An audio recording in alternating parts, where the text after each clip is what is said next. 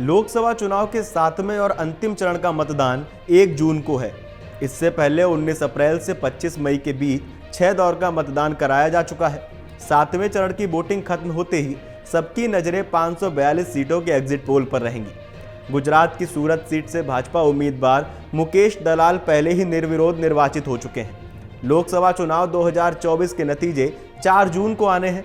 इससे पहले 1 जून की शाम को अलग अलग एजेंसियों के एग्जिट पोल जारी किए जाएंगे। इन पोल के जरिए बताने की कोशिश होगी कि देश में कौन सी पार्टी सरकार बना सकती है या कितनी सीटें जीत सकती है। लोकसभा चुनाव 2019 के अधिकतर एग्जिट पोल ने भाजपा को सत्ता में आते हुए दिखाया था। एग्जिट पोल में एनडीए को प्रचंड बहुमत मिलता हुआ दिखाया गया था। वहीं खास तौर पर कांग्रेस के लिए एग्जिट पोल नतीजे बेहद निराशाजनक थे। 2024 की तरह 2019 में विपक्ष गठबंधन इंडिया का अस्तित्व नहीं था, बल्कि तमाम विरोधी दल यूपीए के तहत चुनाव में उतरे हुए थे। हालांकि कुछ दल ऐसे भी थे जो किसी गठजोड़ का हिस्सा नहीं थे। 2 एग्जिट पोल को छोड़ दें तो अमूमन हर एग्जिट पोल में भाजपा और सहयोगियों को 300 पार दिखाया गया था। कांग्रेस 3 अंकों तक पहुंचने में भी नहीं दिखाई गई थी। हर एग्जिट पोल में यूपीए को 100 से ज्यादा सीटों तक पहुंचते हुए दिखाया गया था।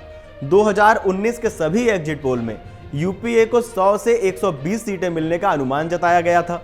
भाजपा के बाद सबसे ज्यादा सीटें हासिल करने वाले दूसरी सबसे बड़ी पार्टी कांग्रेस बताई गई थी। न्यूज 24 चाणक्य के पोल में एनडीए को पहले से भी कहीं ज्यादा यानी 350 सीटें दी गई थी। वहीं यूपीए को 95 और अन्य को 97 सीटें दिखाई गई थी।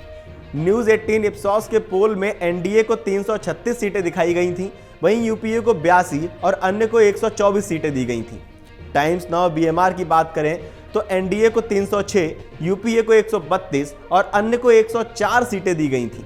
न्यूज नेशन ने अपने एग्जिट पोल में एनडीए को 282 से 290 के बीच सीटें दी थी। यूपीए 118 से 126 सीट के बीच बताया गया था। वहीं अन्य को 130 से 138 सीटें मिलती दिखाई गई थी। इंडिया टीवी सीनेक्स के एग्जिट पोल की बात की जाए तो एनडीए को 300 सीट मिलती दिखाई गई थी। यूपीए को 120 और अन्य को 122 सीटें दिखाई गई थी। न्यूज एक्स ने एनडीए को सबसे कम यानी 242 सीटें दी थी। यूपीए को 162 और अन्य को 136 सीटें दी गई थी। 2019 में देश भर में 7 चरणों में चुनाव कराए गए थे। ये चुनाव 543 में से 542 सीटों, जिनमें सामान्य 411, अनुसूचित जाति 86 और अनुसूचित जनजाति 47 के लिए कराए गए थे। तमिलनाडु के वेल्लोर लोकसभा क्षेत्र में भारी नकदी बरामदी के बाद लोकसभा चुनाव रद्द कर दिया गया था। इस चुनाव के लिए कुल 91.5 करोड़ मतदाता पंजीकृत हुए थे।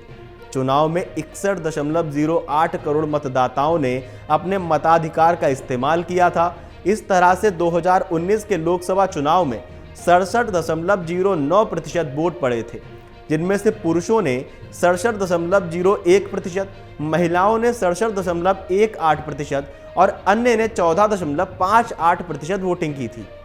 इस तरह से 542 सीटों पर हुए चुनाव के नतीजे 23 मई 2019 को घोषित हुए थे।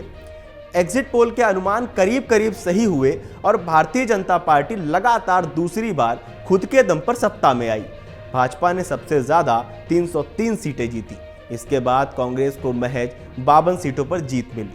इसके अलावा तृणमूल कांग्रेस की बात की जाए तो 22 सांसद, बसपा के 10, भाकपा के 2, माकपा के 3 और एनसीपी के 5 सांसद जीते थे। चुनाव नतीजों के बाद भाजपा के नेतृत्व वाली एनडीए सरकार बनी, जिसके प्रधानमंत्री नरेंद्र मोदी बने। 30 मई 2019 को वाराणसी सांसद नरेंद्र मोदी ने प्रधानमंत्री पद की शपथ ली थी। एग्जिट पोल 2024 1 जून शाम 6 बजे से, लोकसभा चुनाव के नतीजे 4 जून सुबह 7 बजे से। देखिए चुनाव नतीजों से जुड़ी हर खबर सबसे पहले, सबसे सटीक, केवल अमर उजाला पर, amarujala.com।